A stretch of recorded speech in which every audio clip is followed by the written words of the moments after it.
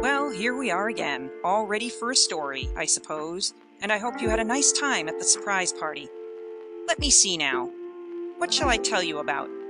How would you like to hear about the old gentleman rabbit and the toadstool? Oh my, I just happened to remember that I promised to write about Uncle Wiggily's getting into the bear's den, so of course I'll have to tell about that first. And afterward, I'll write the story about the toadstool. I'll tell you this much, however. The toadstool story is very curious, if I do say so myself. Anyhow, Uncle Wiggily was hopping along one fine morning following a stormy night, and he was thinking about the swimming lesson he had had a few days before. I wonder if I've forgotten how to move my legs and go skimming through the water, he said to himself as he set down his valise and leaned his crutch against a prickly briar bush. And the old gentleman rabbit did practice then and there, going through all the motions of swimming, only he was on dry land, of course. Next he twinkled his nose, like a star on a very hot night, when you drink iced lemonade to keep cool. And then Uncle Wiggily hopped forward once more. He hadn't gone very far before he noticed a grasshopper moving along so swiftly that the old gentleman rabbit could hardly see the legs go flip-flap. My, but that grasshopper did hippity-hop. "Hold on there, if you please," called Uncle Wiggily. "What is your hurry? Are you late for school?" "There is no school now," said the grasshopper, as he sat on a daisy flower, "but I'm hopping along to get out of danger." "Danger? What danger is there around here?" asked the rabbit.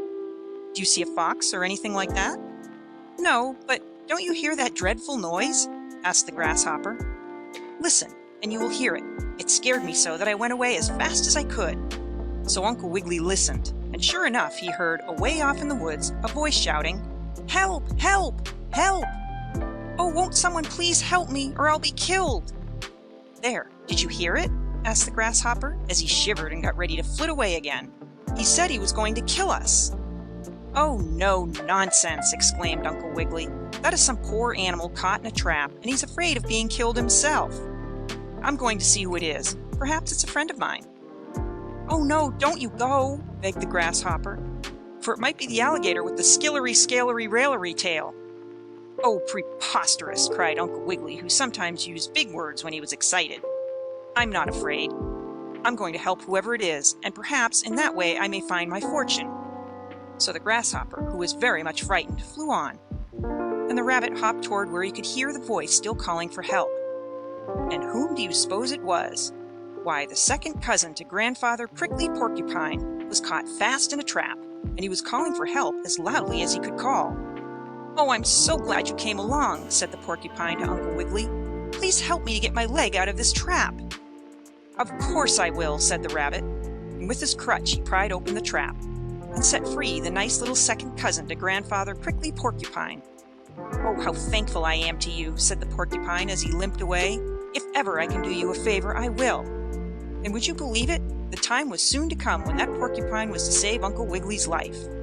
Well, the old gentleman rabbit hopped on, looking all over for his fortune, but he couldn't seem to find it anywhere, until, all of a sudden, as he was walking along by some big stones, he saw something shining, and picking it up, he found he had a silver 25-cent piece.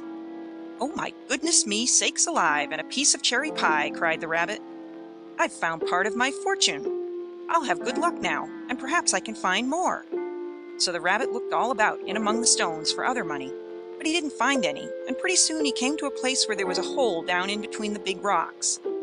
"Perhaps there is more money down there," said the rabbit. "I'll take a look." He leaned over and looked down, and then, oh, how sorry I am that I have to tell it, but I do. All of a sudden, Uncle Wiggily fell right down that black hole. Right down into it he fell, and he landed at the bottom with such a bump that he nearly broke his spectacles. At first it was so dark that he couldn't make out anything, but in a little while he could see something big and black and shaggy coming toward him, and a grillery-growly voice called out, "Who's there? Who dares to come into my den?" "It is only I," said the rabbit. "I'm Uncle Wiggily Longears, and I came in here by mistake. I was looking for my fortune." "Aha!" cried the bear, for the shaggy creature with the grillery-growly voice was a bear. "Aha! That is a different story. I'm very glad you dropped in to see me, Mr. Longears. I was just wondering what I'd have for my dinner, and now I know. It's going to be rabbit stew, and you're going to be stewed." And the bear opened the dining room shutters so he could see to eat the rabbit, "Oh, how can you be so cruel to me?" asked Uncle Wiggily. "I only came in here by mistake. I found 25 cents, and I was looking for more." "Found 25 cents, did you, eh?" cried the bear, savage-like. "Give it to me at once. I lost that. It's my money." And he took the 25-cent piece right away from Uncle Wiggily. Then the bear was just going to eat up the nice old gentleman rabbit, and Uncle Wiggily didn't know how to get away.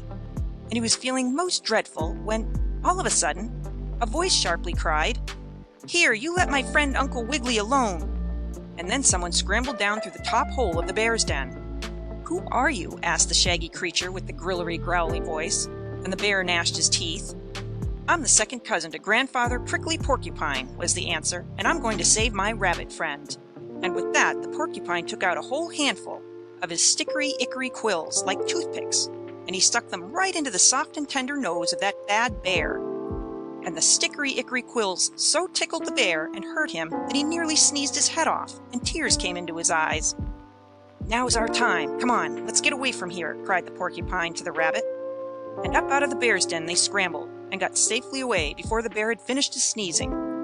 "Oh, you saved my life," said Uncle Wiggily to the prickly porcupine, "and I thank you very much."